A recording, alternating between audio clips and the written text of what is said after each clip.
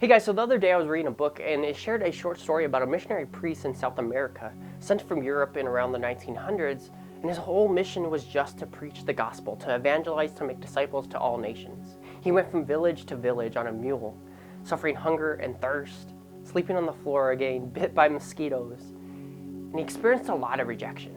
Week after week, month after month, years turned to decades. On his deathbed, he turns to the Indian man that was walking with him in this journey. And he said, I have failed. I have tried to bring Jesus to the world, but the world has not received him. And he died, thinking that, believing that. About 40 years later, a chief on his deathbed, a chief from that region, was contemplating morality, and he thought back to when he was a boy. He thought back to this priest that talked about this Jesus guy, this baptism, these graces. In that moment, he turns to his people and said, bring me a priest. We need a priest in this village. About 2 days later, a priest comes and talks to the chief and evangelizes him. He ends up being baptized and receiving Holy Communion and converting to the faith. And he died. His villagers heard about this, that he was converted.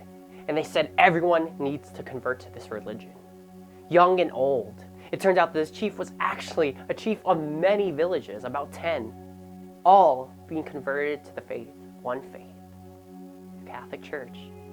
I tell you the story because there's 2 points that I get out of it.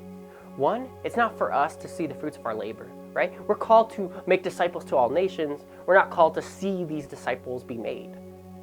And 2, the acceptance of an invitation can shake and shift the church. So look into your own heart. What gifts and talents do you have that you can accept and give back? Is it talking to new people? Because you can evangelize. Is it giving your arts like singing or painting? Because we can utilize that in the church.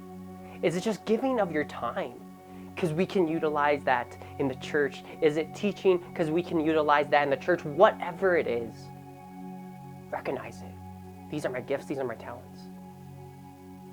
I'm going to accept this invitation. And hopefully my invitation, my acceptance of this invitation will shake and shift the church to make disciples to all nations. So Jesus is inviting you. Do you accept?